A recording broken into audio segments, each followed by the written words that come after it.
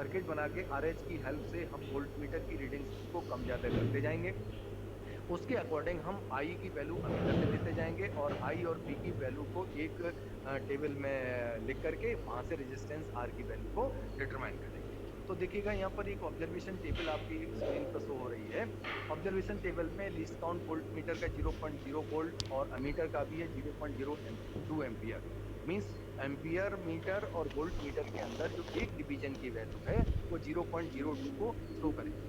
अब यहाँ पर देख रहे हैं वोल्टमीटर रीडिंग और करंट आई अमीटर रीडिंग। तो वोल्टमीटर बी की नंबर ऑफ डिविजन्स और वैल्यू। नंबर ऑफ डिविजन्स का मतलब है कि उसकी नीडल जो है जब ऊपर बढ़ती है तो नीडल को बहुत माइन्यूट तरीके से देखना पड़ता है क्योंकि वो धीरे धीरे बढ़ती है और छोटे छोटे डिविजन्स बहुत ध्यान से देखने होते हैं। तो हमने यहाँ पर दिखाया कि नंबर ऑफ डिविजन्स यानी जो वोल्टमीटर की रीडिंग है वो जीरो से शुरू हुई और जीरो डिवीजन के बाद 1 2 3 4 5 और पहला रीडिंग जब हमने लेना शुरू किया तो मिनिमम 16 डिवीजन से शुरू हुआ। 16 डिवीजन की वैल्यू क्या होगी क्योंकि एक डिवीजन की वैल्यू 0.0 वोल्ट है जो कि लिस्ट काउंट ऊपर लिखा गया है, इसलिए 16 डिवीजन की वैल्यू 0.32 वोल्ट हो जाएगी। यानी इसी तरीके से ऐसे अगर हम एम्पियर मीटर में देखेंगे तो एम्पियर मीटर के अंदर भी डिविजन्स जो हैं वो बहुत छोटे-छोटे डिविजन्स हैं और वो भी मान लीजिए जब वोल्टमीटर में डिवीजन 16 आते हैं उस समय एमीटर में डिवीजन 3 और 3 डिविजन्स के अकॉर्डिंग एमीटर की रीडिंग एम्पियर में 3 इंटू 0.2 करेंगे तो 0.06 एम्पियर आएगा। और इस तरीके से पहली सिचुएशन में अगर हम देखेंगे कि जब हमने 0.32 वोल्ट का वोल्टमीटर वोल्टेज अप्लाई किया उस समय सर्किट में करंट 0.06 एम्पियर की बही और इस तरीके से रेजिस्टेंस आर की वैल्यू आप निकाल सकते हैं बी अपॉन आई और यहाँ से रेजिस्टेंस आर की वैल्यू बी अपॉन आई करेंगे तो 5.33 ओम आता है। अगर हम जब रियोस्टेट से वोल्ट मीटर की रीडिंग को बढ़ाएंगे तो अगली बार डिवीजन 16 से 22 हो जाएंगे। अगली रीडिंग 22 है और उस समय करंट के डिवीजन 4 हो गए 4। तो first reading 16 and 3, second reading आपकी 22 डिवीजन्स। अब 22 डिवीजन्स की वोल्ट मीटर में क्या रीडिंग आएगी ये मैंने आपके लिए छोड़ रखा है, ये आप अपने से खुद से करेंगे। तो जैसे हमने 16 के लिए किया है 16 इंटू 0.02 वैसे ही 22 का करेंगे तो 22 इंटू 0.02 तो 0.44 वोल्ट आ जाएगी। ऐसे ही अगली रीडिंग आएगी 27 डिवीजन्स की और उसमें मीटर की रीडिंग आएगी 5 डिवीजन की। इस तरीके से अगर आप देखेंगे तो यहाँ पर आर की वैल्यू अलग अगले 2 रीडिंग्स के लिए आप और लिख सकते हैं। ये मैंने आपके लिए छोड़ रखा है, आप ये अपने आप में पूरा करें। कैलकुलेशंस में देखिएगा कैलकुलेशन में फर्स्ट रीडिंग से R is equal to B upon I आएगा तो 0.32 से 0.06 करेंगे तो पहली रेजिस्टेंस की रीडिंग आएगी 5.33 ओम। आप सेकंड रीडिंग और थर्ड रीडिंग अपने आप करेंगे और फिर उसके बाद उसकी मीन वैल्यू लेंगे। मीन वैल्यू का मतलब है कि यहाँ पर लास्ट में आपको R is equal to B upon I और फिर एक मीन वैल्यू का भी लिखना पड़ेगा और इस तरीके से मीन वैल्यू R आप यहाँ से डिटरमाइन करेंगे और फिर उसके बाद हम बी और आई के बीच एक ग्राफ खींचेंगे। ध्यान दीजिएगा कि यहाँ ग्राफ हमने एक रफली लाइन से खींच दिया है। तो ये रफली खींच दिया है, इसको आप ग्राफ पेपर पे बनाएंगे, ग्राफ पेपर पर ही ये प्रॉपर ग्राफ बनेगा। तो करंट आई और वोल्टेज बी के बीच ग्राफ जो आपको शो किया गया ये एक तरह का स्ट्रेट लाइन आएगा। जो रीडिंग्स आपको यहाँ पर दी जा रही हैं ये एक्चुअल रीडिंग्स हैं, ये एक्चुअल रीडिंग्स हैं, डिटरमाइन की गई हैं। हालांकि इससे एकदम एग्जैक्ट जो है स्ट्रेट लाइन नहीं आएगा, थोड़ा बहुत डिफर आएगा क्योंकि एग्जैक्ट स्ट्रेट लाइन बहुत हाई लेवल के एक्सपेरिमेंटल एरर के साथ अगर जब आप करेंगे बहुत ज़्यादा एरर को आप वो करेंगे तो उसके बाद ही आपको स्ट्रेट लाइन मिल सकता है। लेकिन यहाँ पर आपको जो एक्चुअल रीडिंग्स दी गई हैं और एक्चुअल रीडिंग्स में हो सकता है कि थोड़ा बहुत स्ट्रेट लाइन में डिफर आए, लेकिन कोई नहीं है। आप अगर तीन आपको रीडिंग्स लिखी गई हैं तो अप्रोक्सीमेट एक स्ट्रेट लाइन आएगा। इस स्ट्रेट लाइन से आप कैसे रेजिस्टेंस निकाल सकते हैं? The slope of the graph is equal to R is equal to delta B upon I. तो कोई भी दो रीडिंग्स यानी पहली और लास्ट की रीडिंग्स को लिख करके आप जो है उसको वेरीफाई कर सकते हैं और वहाँ से आप रेजिस्टेंस आर की वैल्यू निकाल सकते हैं। और इस तरीके से हम रेजिस्टेंस आर की वैल्यू निकाल लेंगे और एक ग्राफ से वैल्यू हो जाएगी और एक वैल्यू हो जाएगी जो है कैलकुलेशंस, एक वैल्यू हो जाएगी कैलकुलेशंस, और इस तरीके से आर की वैल्यू हम आसानी से निकाल सकते हैं। रिजल्ट में आप कंपैरिजन कर सकते हैं कि आपने ग्राफ से जो वैल्यू निकाली वो कितनी आई और कैलकुलेशन से जो वैल्यू निकाली वो कितनी आई, क्या इसमें कोई डिफरेंस है या क्या है। इस तरीके से ये प्रैक्टिकल यहाँ पूरा होगा। इसके वाइवा के कुछ क्वेश्चंस जो पॉसिबल हो सकते हैं वो यहाँ पर 2-3 क्वेश्चन हमने लिखे हैं। तो what is effect of rise of temperature on resistance when the T is increases then R is increases। Screen पर आपका दिख रहा है। ध्यान दीजिए, ओम्स लॉ में जब हम ये कहते हैं कि फिजिकल कंडीशन कांस्टेंट रखी जाएं, तो फिजिकल कंडीशन कांस्टेंट रखने का बेसिक ऑब्जेक्टिव क्या है? बेसिक ऑब्जेक्टिव यही है कि अगर आपने फिजिकल कंडीशन जैसे टेम्परेचर है, लेंथ है, एरिया है, अगर इनको चेंज किया, अगर इनको चेंज करेंगे तो रेजिस्टेंस आर की वैल्यू चेंज होगी।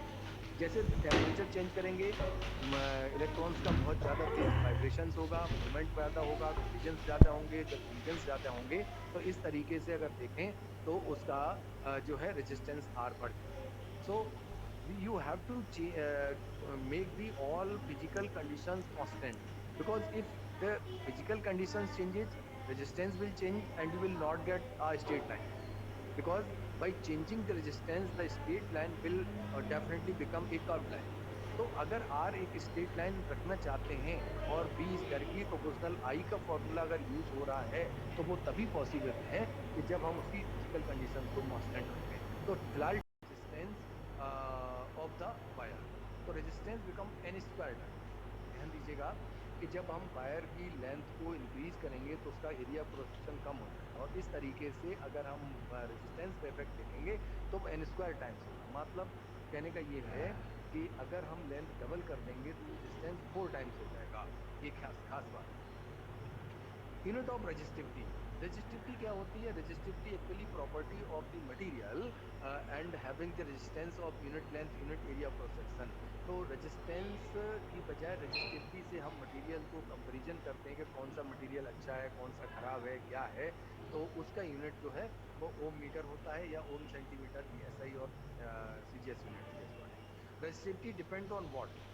Resistivity depend on length or material? Actually resistance does not depend on length but it is depend on the material। यानी resistivity of any material it is changeable when the material will change। But another important point, the resistance will change whenever the length, area, volume will change। Means the same material wire having the different dimension will have the different resistance, but the same material having the different resistance, different physical states, but the resistivity will be same। Mean because the resistivity depend on the material। This point is very important कि resistance R की value तो situation के साथ change होती है, लेकिन resistivity तभी change होगी जब मटेरियल चेंज होगा। Next experiment number, sorry, this is experiment number 4। This is to determine verify unknown resistance with the help of meter bridge or the series parallel combination of the resistance। Actually आपका जो book में object दिया है वो है verify series parallel combination of resistance, but हमने यहाँ पर फिलहाल ये है कि एक अननोन रेजिस्टेंस निकालने तक हमने इसको सीमित किया है कि जब आप अननोन रेजिस्टेंस निकाल लेंगे तो आप उसका सीरीज और पैरेलल कॉम्बिनेशन भी कर लेंगे। तो इसलिए फिलहाल हमने इसको किया है कि अननोन रेजिस्टेंस निकालने का एक मीटर ब्रिज मेथड। अब एक चीज खास बात यहाँ पर वाइवा की आती है कि एग्जामिनर अक्सर ये पूछता है कि जब ओम्स लॉ हमारे पास है रेजिस्टेंस निकालने के लिए, then why will go to the meter bridge? So the answer is that the meter bridge is based on the Wheatstone bridge principle, and it is determine the resistance when under the balance condition, means when the current is not flowing through the wire, means under the balance condition when the current is not flowing means their temperature remains constant। So it is the better way to determine the resistance, means the resistance which come by the meter bridge, it is more accurate, precise in than the Ohm's law, because Ohm's law determines the resistance when the current is flowing through the circuit, and when the current is flowing then it changes the temperature, and by changing the temperature the resistance is automatically changed। So that's why it is again very important that the meter bridge process it is better than the Ohm's law। And the principle of this meter bridge is basically Wheatstone principle, and the Wheatstone principle is what? When we have taken the 4 resistances P Q R S, अगर इन 4 resistances को लिया जाए और इनको एक quadrat के रूप में, यानी A B C D quadrate के रूप में अगर हम जोड़ दें, जैसा कि फिगर आपको आपको दिख रहा है स्क्रीन पर, then these P Q R S जी जी अभी क्लास चल रही है, क्या हम हाँ then PQRS are the four resistances which join in this quadratic figure, and here is one diagonal AC, the battery or cell is connected with the key K2, and in the diagonal BD we have taken the connected the galvanometer. तो galvanometer लगाया गया एक diagonal में और एक diagonal में cell या battery लगाई। ओके, अब ये जो सेल और बैटरी लगाएगी, आप चेंज भी इनकी पोजीशन कर सकते हैं। जब भी सेल से करंट K2 को प्रेस करके करंट आई आएगी और वो पॉइंट A पर दो भागों में बढ़ जाएगी, एक करंट जाएगी B की तरफ, एक करंट जाएगी R की तरफ। और जब ये B और C पॉइंट पर जाएंगे तो B और D के बीच गैल्वेनोमीटर जुड़ा हुआ है। अगर करंट B से D की तरफ आ सकती है, D से B की तरफ जा सकती है, लेकिन अगर बैलेंस कंडीशन है तो न करंट B से D की तरफ आएगी, न D से B की तरफ आएगी। कुल मिलाकर के ये है कि गैल्वेनोमीटर जो है वो जीरो डिफ्लेक्शन शो करता है। अगर गैल्वेनोमीटर जीरो डिफ्लेक्शन शो करता है तो इसका मतलब है ब्रिज बैलेंस कंडीशन, और जो करंट A से B से B से C की तरफ जाएगी, वो इसी तरीके से दूसरी करंट A से B और B से C की तरफ होते हुए I बन करके सेल के पास पहुंचेगी। इस तरीके से गैल्वेनोमीटर की एरिया में कोई करंट फ्लो नहीं होगा, और अगर ऐसा हो रहा है तो ये ब्रिज बैलेंस कंडीशन में ये इसका प्रिंसिपल है। और इस प्रिंसिपल की सिचुएशन में अगर ब्रिज बैलेंस है तो then P upon Q is equal to R upon S। तो ये जो P upon Q is equal to R upon S होता है, तो इसमें तीन resistance P Q R known होते हैं। अननोन रेजिस्टेंस S को आसानी से निकाला जा सकता है क्योंकि तीन ज्ञात होते हैं और S अननोन होता है। तो P Q R S जो है वो चार रेजिस्टेंसेस जो ऐसे जोड़े गए, इसमें जो एक अननोन है, कोई भी एक अननोन, जरूरी नहीं कि S, P Q R S में से कोई भी तीन नोन होंगे, एक अननोन इजिली निकाला जा सकता है। अब मीटर ब्रिज एग्जैक्टली एपरेटस कैसा होता है, ये आपके स्क्रीन पर दिखाया गया है। यदि आप ऊपर और नीचे को बहुत ठीक से समझें तो दोनों ऊपर और नीचे वाले फिगर को ध्यान से देखें तो ऊपर वाले का ठीक आइडेंटिकल प्रैक्टिकल वे जो आपको प्रैक्टिकल में या वास्तविक रूप से दिखाई देगा, ये एक लकड़ी के प्लेटफॉर्म पर एल शेप की दो कॉपर पत्तियां होती हैं, एक ए पॉइंट पर दिख रही है और एक सी पॉइंट पर दिख रही है। एक एल शेप की पत्तियां हैं और बीच में एक स्ट्रेट पत्ती है, यानी ये कॉपर स्ट्रिप हैं जो एक सेम ही साइज की होती हैं और उसकी एल शेप की होती हैं कनेक्शन के लिए, और उनकी चौड़ाई यानी मोटी तो पत्ती ली जाती है। इसका रीजन ये होता है कि इनकी अगर सरफेस एरिया ज़्यादा होता है तो इनका रेजिस्टेंस कम से कम होता है। तो कॉपर की स्ट्रिप लेने का सिंपल सा मतलब यही है कि जिससे इन रेजिस्टेंस कम से कम हो और ये वायर के एक्चुअल रेजिस्टेंस को अफेक्ट ना करे। और बीच में एक जो पत्ती होती है उसके ठीक मिडिल में एक होल होता है, पॉइंट रहता है जहाँ से हम कनेक्शन बी पॉइंट पर जोड़ते हैं, और इस तरीके से एक गैप आता है लेफ्ट साइड और एक गैप आता है राइट साइड, यानी मोटी पत्ती और बीच में स्ट्रेट पत्ती, इन दोनों के बीच के अंदर दो गैप होते हैं, एक लेफ्ट साइड जिसमें आरबी लिखा हुआ है जिसको हम रेजिस्टेंस बॉक्स कहते हैं, एक दूसरा राइट साइड जो गैप है जिसमें हमने अननोन रेजिस्टेंस एस लगाया हुआ है। तो ध्यान से देखिएगा, आरबी एक रेजिस्टेंस बॉक्स एक ऐसा आप कहें कि एक apparatus है, एक तरीके का बॉक्स है जिसके अंदर आप अपनी तरफ से नॉन रेजिस्टेंस यानी ज्ञात किया हुआ, आप ये इसमें कह सकते हैं कि हमने इतने ओम का रेजिस्टेंस इसमें अप्लाई किया है। तो रेजिस्टेंस बॉक्स अगर जब आप लैब में आएंगे तो आपको दिखाया जाएगा कि रेजिस्टेंस बॉक्स इस तरीके का होगा, उसके अंदर कुछ की लगी होती हैं, जिस की को निकाल देते हैं उतना ही रेजिस्टेंस के अंदर अप्लाई हो जाता है। मीन्स उसमें 1 ओम 2 ओम 3 ओम 4 ओम 5 ओम इस तरीके से, जैसे आपके करेंसी नोट होते हैं 11 22 कहीं थ्री का नहीं होता है तो 1 और 2 को निकाल के 3 कर लेते हैं, जैसे 4 और नहीं होता है तो 2 को निकाल के 4 कर लेते हैं। ऐसे करके जो है उसके अंदर 1 to 100 और समटाइम 1 to 1000 तक के जो है डिस्टेंस आसानी से अप्लाई किए जा सकते हैं। राइट साइड में एक स्ट्रिप जो है वो एस संट वायर लगाया गया है, वो वायर वो कंडक्टर जिसका एक्चुअली रेजिस्टेंस हमें निकालना है, वो उसको राइट साइड के गैप लगाया गया है। ए और सी के बीच 1 मीटर का टोटल वायर होता है। इस वायर के बगल में आप ये देखिए एक स्केल होता है जिसमें 0 से लेकर 100 सेंटीमीटर तक के आपके चिन्ह लगे रहते हैं। मानी एक वायर है ए सी जो कि 100 सेंटीमीटर का है, उसी के अकॉर्डिंग उसके साइड में एक स्केल रहता है। तो हम अब करते क्या है, रेजिस्टेंस वेब को लेफ्ट हैंड साइड के गैप में लगा देते हैं। जिस वायर का रेजिस्टेंस हमें डिटरमाइन करना उसको राइट साइड के गैप में लगा दिया। उसके बाद एक गैल्वेनोमीटर को जॉकी के साथ ऊपर पॉइंट मिडिल पट्टी के मिडिल पॉइंट डी से लगाया गया और फिर उसको गैल्वेनोमीटर के साथ ज्वाइन करते हुए जॉकी से लगाया गया। जॉकी क्या है? जॉकी एक तरह का स्लाइडिंग निडल है। वो स्लाइडिंग निडल ए से सी तक वायर के ऊपर स्लाइड करता है। मीन्स ये प्रॉपर एकदम हार्ड कनेक्शन नहीं है, बल्कि ये एक टच कनेक्शन है जो टच कराता रहता है। तो पहले ए पे टच कराएंगे, ए के साथ आप कनेक्ट करते हुए आगे की तरफ बढ़ेंगे सी की तरफ, और बीच में कहीं भी एक जगह पर इसमें डिफ्लेक्शन गैल्वेनोमीटर में पहले आएगा डिफ्लेक्शन गैल्वेनोमीटर लेफ्ट साइड, और फिर जब सी तक पहुंचेंगे तो डिफ्लेक्शन हो जाएगा राइट साइड। एक बार फिर समझिएगा, जॉकी को सबसे पहले हम पॉइंट ए पर कनेक्ट कराएंगे तो गैल्वेनोमीटर में देखते हैं डिफ्लेक्शन लेफ्ट साइड आ रहा है।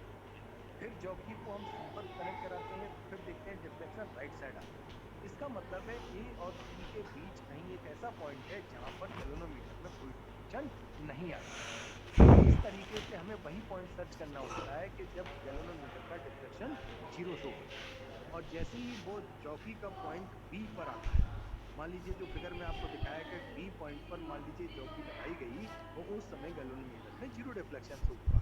और इस तरीके से ए से बी तक और बी से सी तक इस तरीके से वायर दो भागों में बट गया। एक बार फिर समझिएगा, जो एसी वायर था उसकी जॉकी को हमने उसके मिडिल पॉइंट में कहीं बी पर लगाया, और बी पर लगाने से टोटल वायर ए बी और बी सी दो पार्ट में बट गया। तो जो ए बी वायर की लंबाई है उसमें हम पी रेजिस्टेंस मान लेते हैं, और जो बी सी वायर की लंबाई उस रेजिस्टेंस को क्यू मान लेते हैं। और ऊपर रेजिस्टेंस बॉक्स में एक जगह लेफ्ट साइड में आर रेजिस्टेंस लगा दिया है हमने, और राइट साइड में एक शंट रेजिस्टेंस एस लगाया हुआ है। इस तरीके से अगर आप देखेंगे तो पी क्यू आर एस, अब ये दोनों फिगर को जो आपके स्क्रीन पर दिखाए जा रहे हैं, इसको बहुत ध्यान से देखिएगा कि उधर भी पी क्यू आर एस है, और उधर उसी पी क्यू आर एस को हमने एक्चुअल सिचुएशन में कैसे बनाया है। एक और वायर ए सी के ए बी पार्ट में पी है और बी सी पार्ट में क्यू है। इस तरीके से पी क्यू यहाँ हो जा रहे हैं, और आर रेजिस्टेंस बॉक्स से हो जा रहा है, और node resistance S shunt S आ गया। इस तरह से पी क्यू आर एस चारों रेजिस्टेंसेस लगाते हैं, और जो गैल्वेनोमीटर है वो बी से डी तक, यानी ऊपर जो आर एस का पार्ट है वो डी है, और बी से क्यू का पी है। तो बी से डी के बीच हमने एक गैल्वेनोमीटर को लगा दिया। और इस तरीके से हम क्या करेंगे, पहले रेजिस्टेंस बॉक्स से कोई एक की निकाल के नोन रेजिस्टेंस आर की वैल्यू लगेंगे, और फिर उसके बाद हम क्या करते हैं, जॉकी से वो पोजीशन ज्ञात करते हैं। यानी सबसे पहले आरबी से एक रेजिस्टेंस निकाला, फिर जॉकी को पॉइंट ए पे टच किया, और धीरे धीरे पॉइंट ए से सी की तरफ बढ़ाते जाते हैं, बढ़ाते जाते हैं, बढ़ाते जाते हैं, और ये मिडिल के आसपास कहीं ऐसी सिचुएशन आती है जब इसमें गैल्वेनोमीटर में 0 डिफ्लेक्शन होगा। तुरंत हम की को निकाल देते हैं, और इस 0 डिफ्लेक्शन वाली पोजीशन को स्केल के द्वारा नोट करते हैं। तो एक ओर से हमें ए से बी तक की लेंथ एल मिल जाती है, और से बी से सी तक की लेंथ 100 माइनस एल करके आसानी से निकाली जा सकती है। मतलब ये है कि हमें पॉइंट बी, जॉकी के पॉइंट बी की पोजीशन ज्ञात करनी होती है जब आर में से कोई एक रेजिस्टेंस निकाला जाता है। और इस तरीके से ए से बी तक की लेंथ अगर एल है तो बी से सी तक की लेंथ 100 माइनस एल होगी, और इनको हम इस ऑब्जर्वेशन टेबल में लिख लेते हैं। तो ये बात लिखी गई है कि बैलेंस कंडीशन में A B is equal to L, इसको हमने बी कहा है, और B C is equal to 100 minus L, जिसको क्यू कहा है। चूंकि ब्रिज की balance condition P upon Q equal to R upon S होता है, इस तरह से एल अपॉन 100 माइनस एल हो जाएगा, आर अपॉन एस, और S equal to R into 100 minus L upon L. तो इस तरीके से एल और आर की वैल्यू डिटरमाइन करके हम एस की वैल्यू को आसानी से डिटरमाइन कर सकते हैं। तो by bar knowing R resistance box, L balance length, then the unknown resistance S can be calculated। एक ऑब्जर्वेशन टेबल में एक रीडिंग जो यहाँ हम लोगों ने किए हैं पहले से, उन रीडिंग्स को आपको यहाँ पर शो किया गया है। जैसे मान लीजिए कि रेजिस्टेंस बॉक्स में 3 ओम का रेजिस्टेंस निकाला गया पहली सिचुएशन में, तो हमें बैलेंस 72 सेंटीमीटर पर मिला। मतलब ए से हमने बी की तरफ, ए से हमने सी की तरफ चले तो तो कहीं बी पॉइंट जहाँ बैलेंस मिल रहा था वो 72 पे मिला। इसका मतलब दूसरे बैलेंस साइड की कंडीशन जो 100 माइनस एल है वो 28 हो गई, उधर 72 इधर 28। अगर हम इन दो रीडिंग से एस की वैल्यू निकालें तो R into 100 minus L upon L करें तो एस वुड बी 1.16 ओम। मतलब पहली रीडिंग से एस का मान लगभग 1.16 ओम आ रहा है। जब हम आर की वैल्यू को बढ़ाते हैं, मीन्स हमने 4 ओम कर दिया, तो निश्चित रूप से बैलेंस कंडीशन और आगे बढ़ गई, और वो 72 से कितनी हो गई, 72। उस समय 100 माइनस एल हो गया 26, और 100 माइनस एल 26 होते ही आपको एस की वैल्यू पे डिटरमाइन करनी है। ये जो एस की वैल्यू दूसरी रीडिंग से वो हमने आपके लिए छोड़ रखी है, आप अपने से कर लीजिए। तीसरी बार में जब हमने प्रतिरोध बॉक्स से यानी रेजिस्टेंस बॉक्स से अगला एक रेजिस्टेंस 5 ओम डिटरमाइन किया, देन द बैलेंस बिकम 75 ओम। और जब बैलेंस 75 हो गया तो balance length 100 minus L will be 25 ओम। और इस तरीके से 75 25 इस तरीके से करते हुए जो है वो बैलेंस करके आप अननोन रेजिस्टेंस एस जो है डिटरमाइन कर सकते हैं। तो पहली रीडिंग से हमने एस की वैल्यू निकाली है, R into 100 minus L into L, तो आर की वैल्यू 3, 100 माइनस एल 28 और टोटल एल 72 और ये आएगी 1.16 ओम। आप दूसरी और तीसरी रीडिंग के लिए आर की वैल्यू निकाल लेंगे और अंत में मीन एस वैल्यू निकालेंगे, और इस तरीके से आपको अपना अननोन रेजिस्टेंस एस जो है वो काफी अच्छी एक्यूरेट सिचुएशन के रूप में डिटरमाइन हो जाएगा। इसके बार के कुछ क्वेश्चंस जो है यहाँ दिखाई दे रहे हैं कि कौन कौन से क्वेश्चन हो सकते हैं। Deflection in the galvanometer under balance condition. कई बार ऐसा भी होता है कि एग्जामिनर इतना इसलिए क्वेश्चन पूछ सकता है कि आपने देखा था कि अंडर बैलेंस कंडीशन है, आपने कैसे पता किया कि बैलेंस कंडीशन आ गई। तो आपका सीधा आंसर होना चाहिए कि सर जैसे ही गैलोनोमीटर में डिफ्लेक्शन 0 हुआ तो हमने समझ लिया कि बैलेंस कंडीशन आ गई। तो ये क्वेश्चन है, हालांकि सी क्वेश्चन टाइप का है, लेकिन कई बार होता है कि हाल ही में जो है सी क्वेश्चन भी कई बार हमें मिस्टेक में रॉन्ग हो जाते हैं। तो deflection under balance condition it is 0। Next question है, at what point for balance the maximum accuracy can be obtain. Means accurate value किन कंडीशंस पे आती है। तो इसके लिए खास बात है कि हमें ऐसी सिचुएशन क्रिएट करनी चाहिए, हमें रेजिस्टेंसेस की ऐसी वैल्यू को लेना चाहिए जिससे कि मिडिल एरिया में बैलेंस कंडीशन हो। मिडिल एरिया में बैलेंस कंडीशन का मतलब क्या है कि balance should be not less than 40 centimetre and should not be more than the 60 centimetre. मतलब है कि 40 से 60 के बीच ही बैलेंस होना चाहिए। हालांकि आपको जो इस रीडिंग में लिखाया है इसमें भी देखिए 72 बैलेंस है, तो ये कुछ एरर के साथ 72 बैलेंस है। It should B 52, it should B 42 और मे बी दी 32। मतलब इसकी अच्छी जो कंडीशन है, अच्छी रीडिंग्स जो है वो 32 42 60 की रेंज में अगर आपकी बैलेंस होता है तो that is better. What is the length of the wire in meter bridge. Meter bridge में जो वायर की लेंथ है वो कितनी होती है। मीन्स जो एसी के बीच वायर लगाया गया उसकी लेंथ नियरली 100 सेंटीमीटर या 1 मीटर होती है। ध्यान से दीजिएगा जरा, कई बार ऐसा भी कंफ्यूजन होता है कि नहीं साहब 1 मीटर से ज्यादा नहीं हो सकती, 1 मीटर से कम नहीं हो सकती, it should be exact 1 meter. No, ऐसा कुछ नहीं है। You can take whatever you have to, but only G the reason is that 1 meter इसके लिए हुआ है कि एक और लेंथ एल होगी तो दूसरे एक की 100 minus L means 100 minus L easy निकालने के लिए इसको हमने 1 मीटर का रखा है। अदरवाइज कोई प्रॉब्लम नहीं है, आप चाहे आधे मीटर का रखिए, जैसा भी रखिए। बट दिक्कत होगी कि जैसे जैसे लेंथ बढ़ाते जाएंगे इसमें प्रॉब्लम बैलेंसिंग को लेके आती जाएगी, आपको आसानी से नहीं मिलेगी। तो 1 मीटर के लिए रीडिंग बेटर होती हैं, इसलिए इसको 1 मीटर का वायर लिया जाता है। What is the material wire constantan and magnet. ये ध्यान दीजिएगा, ये भी बहुत इंपॉर्टेंट है। Means it is not the normal copper wire. जो आपका मीटर ब्रिज वायर होता है, इवनली रेजिस्टेंस वायर होता है, वो नॉर्मली जो है वो मीटर ब्रिज वाला वायर कॉन्स्टेंटन और मैग्नीन का बना होता है, कॉपर का नहीं बना होता है। कॉपर का बना होने पर मेरी मिनट क्लास खत्म हो गई। कॉपर और का वायर बने होने पर उसकी रेजिस्टिविटी और उसका रेजिस्टेंस हीट होने पर बढ़ जाएगा। मीन्स उसका जो टेम्परेचर कोफिशिएंट है वो पॉजिटिव होता है, इसीलिए जो है कॉपर वायर को अवॉइड करते हुए कॉन्स्टेंटन एंड मैग्नीन रखा जाता है। तो कॉन्स्टेंटन और मैग्नीन वायर की वजह से ही जो है वो इसको 1 मीटर का वायर रखा जाता है, जिससे उसका रेजिस्टेंस ऑलमोस्ट कांस्टेंट रहता है। So that is in fact the today's two practicals. Now you are ready to write all the four practicals in your record copy and at least one practical for your examination point of view. तो आपको Google meet के through आपको पता चल जाएगा कि किस दिन आपका कौन सा एक्सपेरिमेंट है। हम एडवांस में 1 डे बिफोर आपको बता देंगे हर ब्रांच को, but be ready between 28 to 30 of this July to conduct the practical exams. Okay. Now we are going to stop sir sir आपने sharing. सर क्वेश्चन हाँ, क्या बोले हैं? सर आपने शायद क्वेश्चन नंबर 2 सर आपने एक सर छोड़ दिया था what is the principle of metre bridge वाला sir question sir. Principle of metre वेज वही व्हीटस्टोन प्रिंसिपल है। व्हीटस्टोन प्रिंसिपल डिस्टर्बेंसेस भी हो जाते हैं और कोई बात नहीं, you know very well it what is the principle जी प्रिंसिपल ऑफ मीटर वेज the Wheatstone principle, you know very well it, so don't worry.